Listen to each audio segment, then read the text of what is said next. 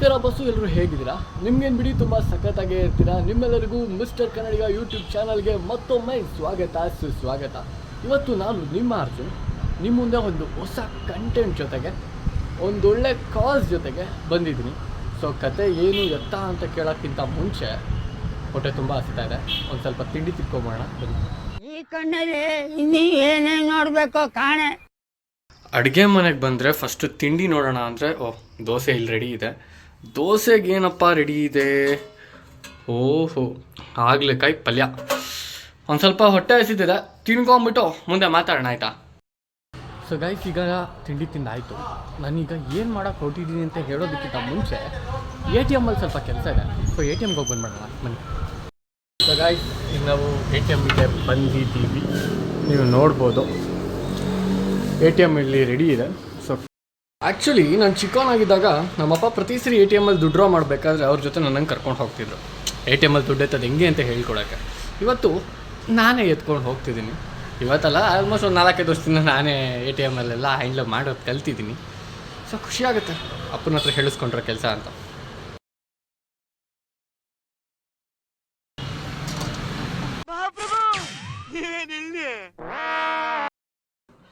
So guys, ನಾನು ATMಗೆ ಹೋಗಿದ್ದ ಕೆಲಸ ಮುಗಿದಿದೆ. ನಾನು ವಾಪಸ್ ಮತ್ತೆ ಮನೆಗೆ ಬಂದಿದ್ದೀನಿ.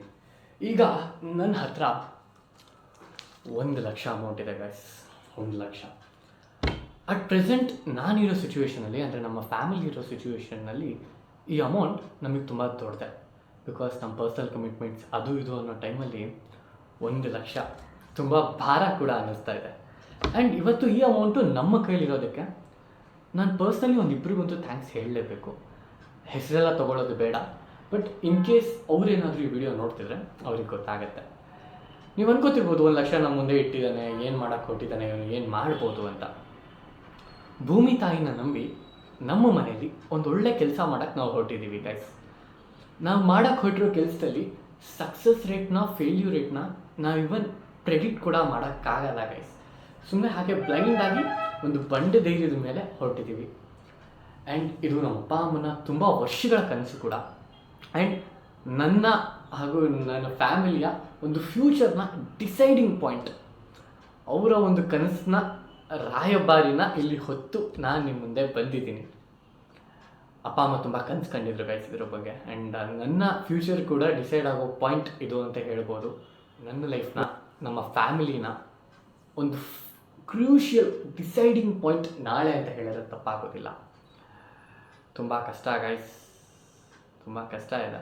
ಆ್ಯಂಡ್ ಈ ಪಾಯಿಂಟ್ನ ನಿಮ್ಮೆಲ್ಲರ ಮುಂದೆ ಶೇರ್ ಮಾಡಿ ನಿಮಗೂ ಈ ಒಂದು ಎಕ್ಸ್ಪೀರಿಯನ್ಸ್ನ ಕೊಡೋಣ ಅಂತ ಬಂದಿದ್ದೀನಿ. ನಾನು ಇದನ್ನು ಏನು ಎತ್ತ ಅಂತ ಮುಂದೆ ಹೇಳೋಕ್ಕಿಂತ ಮುಂಚೆ ನಾನೀಗ ನಮ್ಮ ಊರಿಗೆ ಹೊರಡಬೇಕು. ಅಲ್ಲಿ ಡೀಟೇಲಾಗಿ ಮಾತಾಡೋಣ, ನಾನು ಏನು ಮಾಡೋಕ್ಕೆ ಹೊರಟಿದ್ದೀನಿ, ಏನು ಎತ್ತ ಅಂತ. ಬಟ್ ನೀವು ನನ್ನ ಜೊತೆ ಇರಬೇಕು ಗೈಸ್, ನಾಳೆವರೆಗೂ ಇರಬೇಕು. ಗೊತ್ತಿಲ್ಲ ಏನಾಗುತ್ತೆ ಅಂತ. Let's hope for the best. So guys, ನನ್ನ ಕೈಲಿರೋ 1 ಲಕ್ಷನ ಸೇಫಾಗಿ ನಮ್ಮೂರಿಗೆ ತೊಗೊಂಡು ಹೋಗೋ ಜವಾಬ್ದಾರಿ ಈಗ ನನ್ನ ಮೇಲಿದೆ. ಸೊ ಈಗಿನ ಕಾಲದಲ್ಲಿ ನಾವು ಯಾರನ್ನೂ ನಂಬೋದಕ್ಕೆ ಆಗೋದಿಲ್ಲ ಗೈಸ್. ನಮ್ಮ ಹುಷಾರಲ್ಲಿ ನಾವು ಇರಬೇಕು. ಅಮೌಂಟ್ ಸೇಫ್ಟಿ ಈ ಪಾಯಿಂಟಲ್ಲಿ ನನಗೆ ತುಂಬ ಮುಖ್ಯ ಆಗುತ್ತೆ ಅಷ್ಟೇ. ಸೊ ಗೈಸ್, ಈಗ ನಾನು ಹೊರಡ್ತಿದ್ದೀನಿ. ಮನೆಯಿಂದ ಎಲ್ಲರೂ ಹೊರಗೆ ಹೋಗೋಕ್ಕೆ ಮುಂಚೆ ಮನೆ ದೊಡ್ಡವ್ರಿಗೆ ಮನೆ ಕೀನ ಕೊಟ್ಟು ಹೋಗಬೇಕು. ಸೊ ನಾನು ಕೂಡ ನಮ್ಮ ದೊಡ್ಡಮ್ಮಂಗೆ ಕೀ ಕೊಟ್ಟು ಹೊರಡ್ತಾ ಇದ್ದೀನಿ.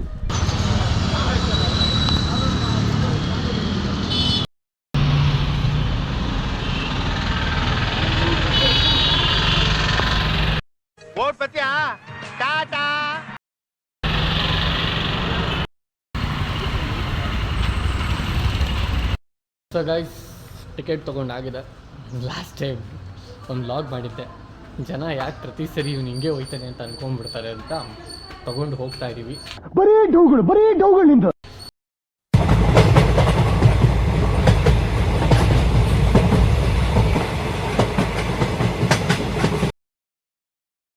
ಸೊ ಗೈಸ್, ಫೈನಲಿ ನಾನು ಬೆಳ್ಳೂರು ಕ್ರಾಸ್ಗೆ ಬಂದು ರೀಚ್ ಆಗಿದ್ದೀನಿ.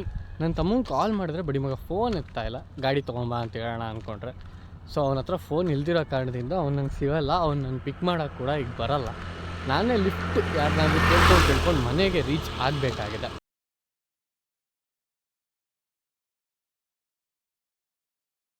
A few minutes later. So guys finally ನಾನು ನಮ್ಮ ಮನೆಗೆ ರೀಚ್ ಆಗಿದ್ದೀನಿ. ನೀವು ನೋಡ್ಬೋದು ನಮ್ಮ ಡಾರ್ಲಿಂಗ್ ಬಾರೋ ಅಪರೂಪದ ಮುಳ್ಳಂದಿ ಬಾಬಾ ಇಲ್ಲಿ ಅಪ್ಪಸಲ್ಲಿ ನಿಂತಿದ್ದಾರೆ ಅಂತ.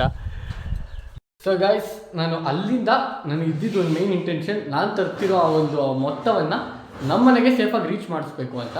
ಸೊ ನಾನು ಮನೆಗೆ ಬಂದಾಯಿತು, ನಮ್ಮ ಡಾರ್ಲಿಂಗಿಗೆ ಅಮೌಂಟ್ನು ಕೊಟ್ಟಾಯಿತು. ಬನ್ನಿ ಅವ್ರನ್ನೂ ಒಂದ್ಸರಿ ಮಾತಾಡಿಸ್ಬಿಡೋಣ. Darling amount ತಲುಪ್ತಲ್ವಾ? ಪಕ್ಕಾ? ಹಾಂ. ಸೊ ಗೈಸ್ ಅಮೌಂಟು ತಲುಪಿದೆ. ಸೊ ಈಗ ನಾನು ಬೆಂಗಳೂರಿಂದ ನಮ್ಮ ಊರಿಗೆ ಏನಕ್ಕೆ ಬಂದಿದ್ದು, ಯಾವ ವಿಷಯವಾಗಿ, ಸೊ ನಾವು ಮಾಡೋಕ್ಕೆ ಹೊರಟಿರೋ ಕೆಲಸ ಏನು ಅಂತ ನಿಮ್ಮ ಮುಂದೆ ರಿವೀಲ್ ಮಾಡೋ ಟೈಮ್. ಬಟ್ ಅದಕ್ಕಿಂತ ಮುಂಚೆ ಒಂದು ಸ್ವಲ್ಪ ನಮ್ಮ ತೋಟದ ಕಡೆ ಹೋಗಿ ಬರೋಣ ಬನ್ನಿ. ವಿಷಯ ಇರೋದೇ ಅಲ್ಲಿ ಸ್ವಾಮಿ. ಬನ್ನಿ ಹಂಗೆ ಒಂಚೂರು ಹೋಗಿ ನೋಡಿಕೊಂಡು ಅಲ್ಲೇ ಮಾತಾಡೋಣ, ಆಯಿತಾ? ಸೊ ಗೈಸ್ ಈಗ ನಾವು ನಿಂತಿರೋದು ನಮ್ಮ ತೋಟದಲ್ಲಿ. ನೀವು ನೋಡ್ಬೋದು ಇಲ್ಲಿ, ನೀವು ನೋಡ್ತಿರೋ ಈ ಜಾಗ ಸ್ಟ್ರೈಟ್ ಲೈನಾಗಿ ನಮ್ಮದು. ಸೊ ಈ ಜಾಗದಲ್ಲಿ ನಾವು ನಾಳೆ ಮಾಡೋಕ್ಕೆ ಹೊರಟಿರೋ ಒಂದು ಮುಖ್ಯವಾದ ಕೆಲಸ ಏನಪ್ಪ ಅಂದರೆ, ಹೌದು ಗೈಸ್, ನಾವು ನಾಳೆ ನಮ್ಮ ಜಮೀನಲ್ಲಿ ಬೋರ್ವೆಲ್ ಕೊರೆಸ್ತಾ ಇದ್ದೀವಿ. ಸೊ ಆಗಲೇ ಹೇಳಿದ್ನಲ್ಲ ಪ್ರೆಡಿಕ್ಷನ್ ರೇಟ್ ಹಾಗೆ ಹೇಗೆ ಅಂತ. ಸೊ ಇದೇ ವಿಚಾರವಾಗಿ ಬೋರ್ವೆಲ್ನ ಕೊರೆಸ್ತಾ ಇದ್ದೀವಿ. ಸೊ ಅದೇ ವಿಚಾರವಾಗಿ ಬೆಳಗ್ಗೆ ಆ ಅಮೌಂಟನ್ನು ಅಡ್ಜಸ್ಟ್ ಮಾಡಿಕೊಂಡು ತಂದಿದ್ದು. ಸೊ ಈಗ ಬೋರ್ವೆಲ್ ಯಾವ ಪಾಯಿಂಟಲ್ಲಿ ಅಂತ ನಾನು ನಿಮಗೆ ತೋರಿಸ್ತೀನಿ. ಡರ್ಲಿಂಗ್ ಹಿಂಗೆಲ್ಲ ಮುಚ್ಚಿದ್ದೀವಲ್ಲ ಯಾಕೆ ಹೇಳಿ? ಅದು ಯಾರು ಏನಾರ ಮಾಡ್ತಾರೆ ಅಂತ. ಕಳ್ಳನ ಮಕ್ಕಳು ಯಾರ ಪಾಯಿಂಟ್ ಚೇಂಜ್ ಮಾಡಿಬಿಡ್ತಾರೆ ಅಂತ ಹಿಂಗೆ ಹಾಕಿರೋದು ಗೈಸ್. ಕರೆಕ್ಟಾಗಿ ಇದೆಯಾ ನೋಡ್ಕೊ. ಈಗ ನಾವು ತೆಗಿತೀವಿ, ನೀವು ನೋಡಿ ಗೈಸ್. ಇದೇ ಗೈಸ್ ಬೋರ್ವೆಲ್ ಅವ್ರು ಕೊಟ್ಟಿರೋ ಪಾಯಿಂಟು. ಪೂಜೆ ಎಲ್ಲ ಮಾಡೋರೆ, ಓಕೆ ಇರಲಿ. ಇದೇ ಪಾಯಿಂಟಲ್ಲಿ ನಾಳೆ ಬೆಳಗ್ಗೆ 7:30 9 ಅಲ್ವಮ್ಮ ಟೈಮಿಂಗು, ಆ ಟೈಮಿಂಗಲ್ಲಿ ಬೋರ್ ಕೊರಿಸ್ತೀವಿ. ಸೊ ಇದೇ ಕೆಲಸಕ್ಕೋಸ್ಕರ ನಾನು ಬೆಂಗಳೂರಿಂದ ಇಲ್ಲಿಗೆ ಬಂದಿರೋದು. ಯಾಕಂದರೆ ಕೆಲಸ ಮಾಡಬೇಕಾದ್ರೆ ಮನೆ ಮಕ್ಕಳು ಮನೇಲಿರಬೇಕು ಅನ್ನೋ ಕಾನ್ಸೆಪ್ಟು ನಮ್ಮ ಡಾರ್ಲಿಂಗ್ದು ಅಲ್ವಾ ಡಾರ್ಲಿಂಗ್? ಮಕ್ಕಳೇ ಇರಬೇಕು. ಸೊ ಗೈಸ್ ಇದು ನಮ್ಮ ಜಮೀನು. ಸೊ ನಾವು ನಮ್ಮ ಜಮೀನನ್ನ ಅಥಾರಿಟಿಗೆ ತೊಗೊಂಡ್ಮೇಲೆ ಮಾಡೋಕ್ಕೆ ಹೊರಟಿರೋ ಮೊದಲನೇ ಒಳ್ಳೆ ಕೆಲಸ ಗೈಸ್. ತುಂಬ ಖುಷಿ ಇದೆ, ಹಾಗೆ ತುಂಬ ಭಯ ಇದೆ, ಏನಾಗುತ್ತೋ ಗೊತ್ತಿಲ್ಲ. ಭಗವಂತನ ಮೇಲೆ ಭಾರ ಹಾಕಿ ಕೆಲಸ ಮಾಡೋಕ್ಕೆ ಹೊರಟಿದ್ದೀವಿ. ಸೊ ಆದಂಗಾಗಲಿ ಮಾದಪ್ಪನ ಜಾತ್ರೆ ಅಂತ ಓಡೋಣ. ಸೊ ಗೈಸ್ ಈಗ ಬೋರ್ವೆಲ್ ಕೊರೆಸೋ ವಿಚಾರವಾಗಿ ತುಂಬ ಇಂಪಾರ್ಟೆಂಟಾಗಿ ಡಿಸ್ಕಸ್ ಮಾಡಬೇಕಾಗಿರೋ ವಿಚಾರ ಒಂದಿದೆ. ಈ ಬೋರ್ವೆಲ್ ಕೊರೆಸೋರು ಬೋರ್ವೆಲ್ ಕೊರೆಯೋಕ್ಕೆ ಬರ್ತಾರಲ್ಲ, ಅವ್ರಿಗೆ ರೇಟ್ನ ಹೇಗೆ ಹೇಳ್ತಾರೆ ಅನ್ನೋದು ತುಂಬ ಜನಕ್ಕೆ ಕ್ಲಾರಿಟಿ ಇರೋದಿಲ್ಲ. ಸೊ ನನಗೂ ನಮ್ಮ ಬೋರ್ವೆಲ್ ಕೊರ್ಸೋಕ್ಕೆ ಹೋಗೋವರೆಗೂ ಒಂದು ರಫ್ ಐಡಿಯಾ ಆಯಿತು, ಬಟ್ ಎಕ್ಸಾಕ್ಟ್ ಕ್ಲಾರಿಟಿ ಇರಲಿಲ್ಲ. ಬಟ್ ನಮ್ಮ ಮನೆಗೆ ನಾಳೆ ಬೋರ್ವೆಲ್ ಕೊರೆಯೋಕ್ಕೆ ಬರ್ತಿರೋರು ಚಾರ್ಜ್ ಮಾಡ್ತಿರೋ ರೇಟ್ ಏನು ಗೊತ್ತಾ? ಇದು ಅಡಿ ಲೆಕ್ಕಂಗೂ ಒಂದಿಷ್ಟು ಅಡಿ ಮೇಲೆ ರೇಟು ಫ್ಲಕ್ಚುಯೇಟ್ ಆಗುತ್ತೆ. ಸೊ ಸ್ಟಾರ್ಟಿಂಗಿಂದ ನೆಲಕ್ಕೆ ಕೊರೆಯೋಕ್ಕೆ ಸ್ಟಾರ್ಟ್ ಮಾಡ್ತಾರಲ್ಲ, ಅಲ್ಲಿಂದ 300 ಅಡಿವರೆಗೂ ಅಡಿಗೆ 105 ರೂಪಾಯಿ ಹಂಗೆ ಕೊರೀತಾರೆ. ಅಡಿಗೆ 105, 300 ಅಡಿವರೆಗೂ. 300ರಿಂದ 400 ಅಡಿವರೆಗೂ 105 ಇರೋದು 110 ಆಗುತ್ತೆ. ಆ್ಯಂಡ್ 400 ಅಡಿಯಿಂದ 500 ಅಡಿಗೆ ಹೋಗ್ಬೇಕಾದ್ರೆ 110 ಇರೋದು 115 ರೂಪಾಯಿ ಆಗುತ್ತೆ ಅಡಿಗೆ. ಆ್ಯಂಡ್ 500ರಿಂದ 600ಕ್ಕೆ 120. ಸೊ ಹಾಗೆ ಅದು ಫ್ಲಕ್ಚುಯೇಟ್ ಆಗ್ತಾನೇ ಇರುತ್ತೆ. ಸೊ ನಮ್ಮ ಟಾರ್ಗೆಟ್ ಇರೋದು ಒಂದು 700 ಅಡಿ ಅಂತ ನಮ್ಮ ಜನಕ, ಅಂದರೆ ನಮ್ಮ ಅಪ್ಪನ ಐಡಿಯಾ ಇರೋದು. ಸೊ ನಾನೊಂದು 500 ಸಾಕು ಅಂತ ಹೇಳ್ತಿದ್ದೀನಿ, ಬಟ್ ಅವ್ರು ಕೇಳ್ತಿಲ್ಲ. ಅದ್ರ ಮೇಲೆ ಕೇಸಿಂಗು, ನೀರು ಬಂದ ಮೇಲೆ ಮೋಟ್ರು, ಜಂಕ್ಷನ್ನು, ತುಂಬ ಖರ್ಚುಗಳಿದೆ. ಬಟ್ ಫಸ್ಟು ಬೋರಲ್ಲಿ ನೀರು ಬರಬೇಕು, ಅದು ತುಂಬ ಇಂಪಾರ್ಟೆಂಟ್ ಫ್ಯಾಕ್ಟರಾಗಿ ಇಲ್ಲಿ ಪ್ಲೇ ಮಾಡೋದು. ಸೊ ನೋಡೋಣ, ನಾಳೆ ಬರ್ತಾರಲ್ವ ಎಲ್ಲ ಮಾತಾಡೋಣ. ಇವಾಗ A few hours later.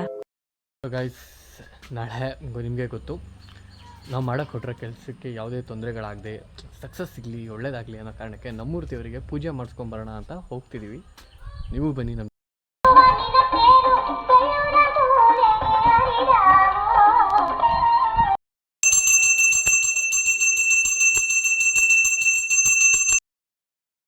So guys ಇವತ್ತು ಒಂದು ಕ್ರೂಷಿಯಲ್ ಡೇ ಅಂತ ಫೋನ್ ಮಾಡಿದ್ವಿ ಏಜೆನ್ಸಿಯವ್ರಿಗೆ.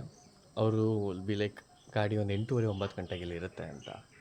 ಒಳ್ಳೆ ಟೈಮು 7:30ಯಿಂದ 9 ಗಂಟೆ, 10:30ಯಿಂದ 12 ಗಂಟೆ.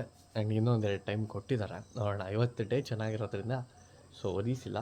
ಮೊದಲು ಗಾಡಿ ಬರಬೇಕು, ಗಾಡಿ ಬಂದ ತಕ್ಷಣ ನಾವು ಅಲ್ಲಿ ಹೋಗೋಣ, ತೋರಿಸ್ತೀನಿ ನಿಮಗೂ ಕೂಡ. ಗೈಸ್ ಬರ್ಲಾರಿ ಬಂದಿದೆ ಅಂತ ಕರ್ಸ್ಕೊಂಡ್ರು, ನೋಡಿದ್ರಿ ಇನ್ನು ಬರ್ತಾನೆ ಐತಿ ಅಂತ. ಇವ್ರು ಬೇರೆ ಬಂದುಬಿಟ್ರು, ಯಾಕಂದರೆ ನಾವು ಲೇಟ್ ಮಾಡ್ತೀವಿ ಅಂತ ಬಂದುಬಿಟ್ಟೈತೆ ಅಂತ ಹೇಳಿದ್ರು.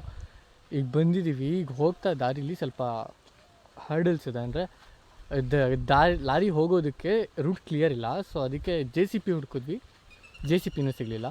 ಸೊ ಅದಕ್ಕೆ ಈಗ ಲೆವೆಲರ್ ಮತ್ತು ನೇಗ್ಲು ತಂದು ಟ್ಯಾಕ್ಟ್ರಲ್ಲಿ ಮಟ್ಟ ಮಾಡಿ ದಾರಿ ಮಾಡಿಕೊಡೋದು ಅಂತ ಆಗಿದೆ. ಕಾಯ್ತಾ ಇದ್ದೀನಿ ಗೈಸ್ ಬರಬೇಕು. ನೋಡೋಣ ಇನ್ನು ಎಷ್ಟೊತ್ತಾಗುತ್ತೆ ಬರೋಕ್ಕೆ ಅಂತ.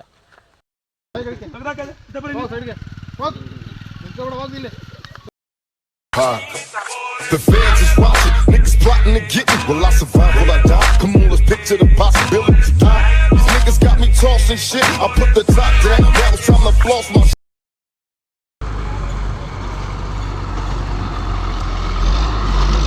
पानी कितना चाहिए? कितना पानी चाहिए? कितना आप पका सकते हैं? पता नहीं है क्या? तुम कहाँ से? छत्तीसगढ़। छत्तीसगढ़. हाय बोलो. ಗಾಯ್ಸ್ ಫೈನಲಿ ಲಾರಿ ಬಂತು ಆ್ಯಂಡ್ ಲಾರಿ ಕೂಡ ಮುಂದೆ ಮಾಡ್ಕೊಂಡು ಹೋಗ್ತಿದ್ದಾರೆ. ನೀವು ನೋಡ್ಬೋದು ಲಾರಿ ಕೂಡ ಹಾಗೆ ಮುಂದೆ ಮುಂದೆ ಹೋಗ್ತಿದೆ. ಫೀಲಿಂಗ್ ಭಯ ಆಗ್ತಿದೆ. ಆಗೋದೆಲ್ಲ ಒಳ್ಳೇದಕ್ಕೆ ನೋಡೋಣ ಬನ್ನಿ. ಫೈನಲಿ ಲಾರಿ ಬಂದು ನಮ್ಮ ತೋಟದಲ್ಲಿ ನಿಂತಿದೆ. ಬಟ್ ಇದು ಜನರೇಟರ್ ಲಾರಿ, ಇನ್ನೊಂದು ಕೊರಿಯೋ ಲಾರಿ ಇದೆ, ಅದು ಬರಬೇಕಾಗಿದೆ. So waiting. ಸೊ ನೀವು ನೋಡ್ಬೋದು ನಮ್ಮ ಡಾರ್ಲಿಂಗ್ ಕೂಡ ಫುಲ್ ಸ್ಟಿಫಾಗಿ ರೆಡಿಯಾಗಿ ಕಾಯ್ತಾ ಇದ್ದಾರೆ ಪೂಜೆ ಮಾಡೋದಕ್ಕೆ. So waiting. ಸೊ ಗೈಸ್ ನೋಡ್ಬೋದು ಇಲ್ಲಿ ಲಾರಿ ಬಂದು ನಿಂತಿದೆ. ಆ್ಯಂಡ್ ಇವರು ಅಡುಗೆ ಎಲ್ಲ ಕೂಡ ಇಲ್ಲೇ ಮಾಡ್ಕೋತಾರೆ ಅಂತ ಅನ್ಕೋತೀನಿ. ಸೊ ಅದಕ್ಕೆ ಆ ಬೇಷ್ ಅನ್ನೋದನ್ನೆಲ್ಲ ತಂದು ಇಟ್ಕೊಂಡಿದ್ದಾರೆ. ಆ್ಯಂಡ್ ಮೋಸ್ಟ್ ಪ್ರಾಬಲಿ ಅವ್ರಿಗೆ ಯಾರಿಗೂ ಕನ್ನಡ ಬರೋದಿಲ್ಲ ಅನ್ಕೋತೀನಿ. ಕೇಳಿದ್ರಾಗಲೇ ಅವರು ಛತ್ತೀಸ್ಗಢದಿಂದ ಅಂತ ಅಂದರು. ಇದು ಜನ್ರೇಟರ್ ಲಾರಿ ಗೈಸ್ ನೀವು ನೋಡ್ಬೋದು. ಆ್ಯಂಡ್ ಇಲ್ಲಿ ಇವರು ಅಡುಗೆ ಮಾಡೋದಕ್ಕೆ ರೆಡಿ ಮಾಡ್ಕೊಂಡಿದ್ದಾರೆ ಈ ಪಾಯಿಂಟಲ್ಲಿ. ಆ್ಯಂಡ್ ನೀವು ನೋಡ್ಬೋದು. ಏನನ್ನಿಸ್ತಾ ಇದೆ? ಇನ್ನು ಲಾರಿ ಬರೋಕ್ಕೆ ಸ್ವಲ್ಪ ಟೈಮ್ ಇದೆ. ಸೊ ತಲೆಯಲ್ಲಿ ಏನು ನೋಡ್ತೈತೆ? Tension. So guys finally bore lorry ಬಂದಿದೆ. ಆ್ಯಂಡ್ ಈಗ ಇದು ನಿಧಾನಕ್ಕೆ ತನ್ನ ಅದ್ರ ಪಾಯಿಂಟ್ ಹತ್ರ ಹೋಗ್ತಿದೆ. ಅದೆಲ್ಲಿ ಕೊರಿಬೇಕು ಆ ಜಾಗಕ್ಕೆ. ಸೊ ಇನ್ನೇನು ಬೋರ್ ಕೊರಿಯೋ ಪ್ರಾಸೆಸ್ ಕೂಡ ಸ್ಟಾರ್ಟ್ ಆಗುತ್ತೆ.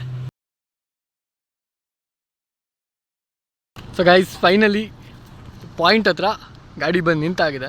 ಸೊ ಅವ್ರು ಕೂಡ ಅವ್ರ ಎಕ್ವಿಪ್ಮೆಂಟ್ಸ್ನ ರೆಡಿ ಮಾಡ್ಕೋತಾ ಇದ್ದಾರೆ. ನೀವು ನೋಡ್ಬೋದು ಪಾಯಿಂಟ್ ಅಲ್ಲಿದೆ. ಆ್ಯಂಡ್ ಪಾಯಿಂಟಿಗೆ ಎಕ್ಸಾಕ್ಟ್ ನಾನು ಕಣ್ಣೆದ್ರಿಗೆ ಇದ್ರೆ ಒಂದು ಶೂಟ್ ಮಾಡಿ ಸಾಯಿಸ್ಬಿಡ್ತೀನಿ. ಇರಿಟೇಷನ್ ಕಟ್ರಿ. ಅವರೊಂದು ಲೊಕೇಶನ್ನ ಫಿಕ್ಸ್ ಮಾಡ್ಕೊಂಡಿದ್ದಾರೆ. ಆ್ಯಂಡ್ ಬೋರ್ ಕೊರಿಯೋದಕ್ಕೆ ಸ್ಟಾರ್ಟ್ ಮಾಡೋದಕ್ಕೆ.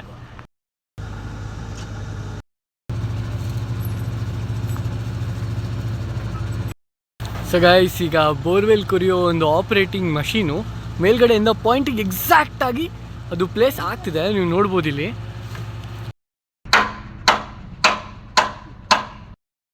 ಈಗ ಇವರೆಲ್ಲ ರೆಡಿ ಮಾಡ್ಕೋತಿದ್ದಾರೆ. ಇನ್ನೇನು ಸ್ವಲ್ಪ ಟೈಮಲ್ಲಿ ಈ ಪ್ರಾಸೆಸ್ ಒಂದು ಸ್ಟಾರ್ಟ್ ಆಗ್ತಿದೆ.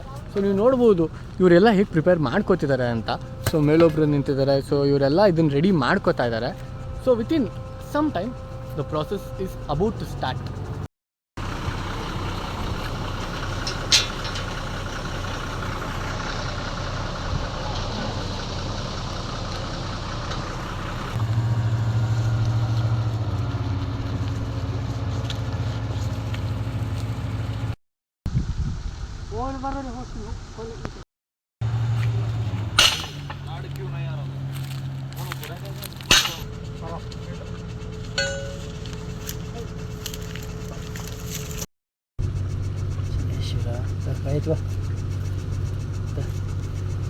ಗೈಸ್ ಆಪರೇಟರ್ ಬಂದು ಜಾಗದಲ್ಲಿ ನಿಂತ್ಕೊಂಡು ಆಗಿದೆ. ಈಗ ಇನ್ನು ಏನು ಸ್ಟಾರ್ಟ್ ಆಗೋದ್ರಲ್ಲಿದೆ. ಸ್ಟಾರ್ಟ್ ಆಗಬೇಕಾಗಿದೆ.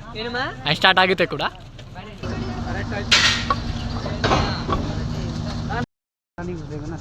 ಓ ಗಲೀಜಾಗುತ್ತೆ ಅಂತ. हाँ हाँ हाँ ठीक है. तुम्हारा नाम? श्रीनिवास. कितने साल से ऑपरेट करता है? 8 साल. कैसा लगता है देखकर? यूट्यूब ब्लॉग करता है? यूट्यूब पे आता है. ಹಾಂ. ಸೊ ಗೈಸ್ ಇಲ್ಲೊಂದು ಪೈಪ್ ಎತ್ಕೋತಾ ಇದ್ದಾರೆ. ಆ್ಯಂಡ್ ಇದನ್ನ ಏನು ಮಾಡ್ತಾರೆ ನನಗಂತೂ ಗೊತ್ತಿಲ್ಲ.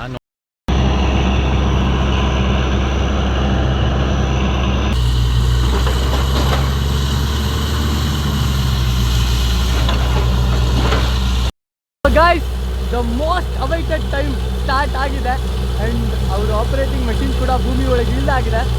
ಇನ್ನೇನಾಗುತ್ತೋ ಗೊತ್ತಿಲ್ಲ. Let's hope for the best ಅಷ್ಟೇ. ನೋಡಿ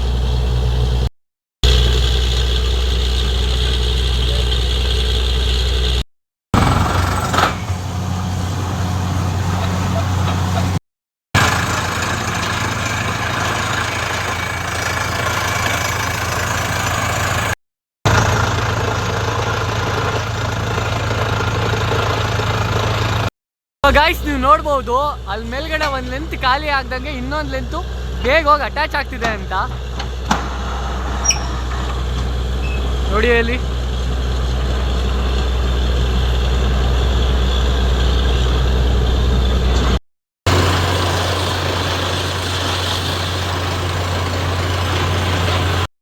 ಇದು ಒಂದೊಂದು ಲೆಂತು 20 ಅಡಿ ಇದೆ. ಈಗ 3ನೇ ಲೆಂತ್ ಹೋಗ್ತಿದೆ ಗಾಯ್ಸ್. 3ನೇ ಲೆಂತು ನೋಡ್ಬೋದಲ್ಲಿ 3ನೇದು.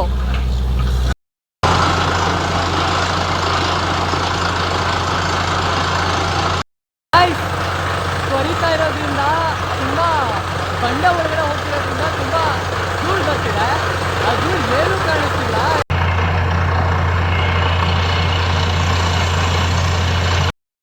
ಗಾಯ್ಸ್ 120 ಅಡಿ ಆಗಿದೆ ಗಾಯ್ಸ್. 120 ಅಡಿ ಇನ್ನು ನೀರೇನು ಸಿಕ್ಕಿಲ್ಲ. ಸ್ಟೇಜಿಂಗ್ನ 60 ಅಡಿಗೆ ಚೇಂಜ್ ಮಾಡಿದ್ದಾರೆ. ನೀವು ನೋಡ್ಬೋದು ಇನ್ನೂ ಧೂಳು ಬರ್ತಾನೆ ಇದೆ. 120 ಅಡಿ ಗೊತ್ತಿಲ್ಲ ನೋಡೋಣ.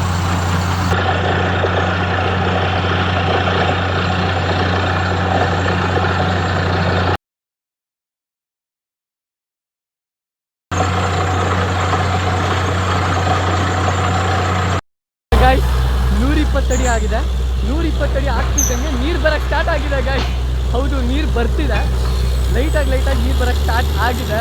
ಇನ್ನೂ ಕೊರಿಸ್ತೀನಿ, ನೋಡೋಣ ಏನಾಗುತ್ತೆ ಅಂತ. ಬಟ್ 120 ಅಡಿಗೆ ನೀರು ಸಿಗ್ತಾ.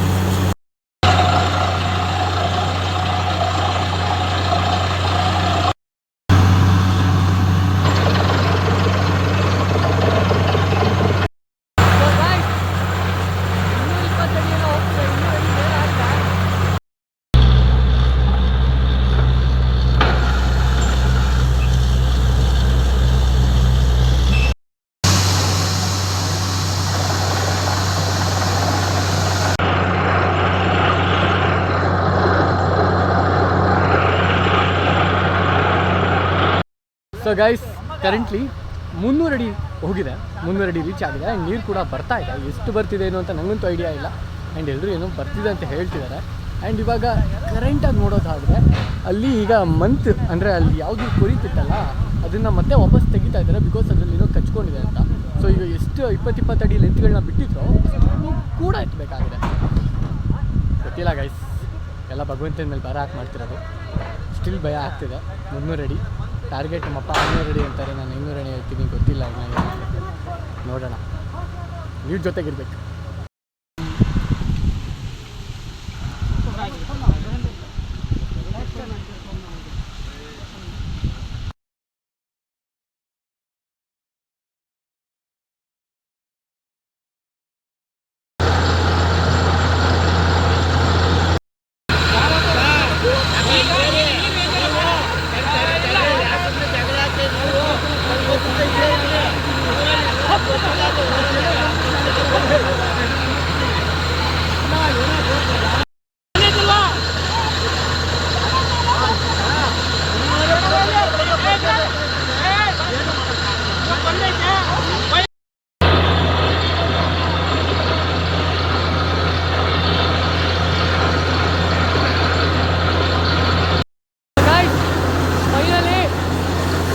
ಜಾಸ್ತಿನೇ ಬರ್ತಿದೆ.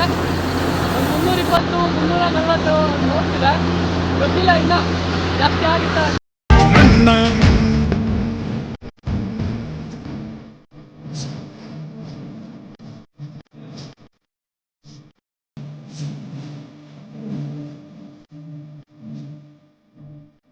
ಸುಂದರ ಅರಣ್ಯ ಧಾಮಗಳು ಕನ್ನಡಾಂಬೆಯ ಕೇಶಗಳು.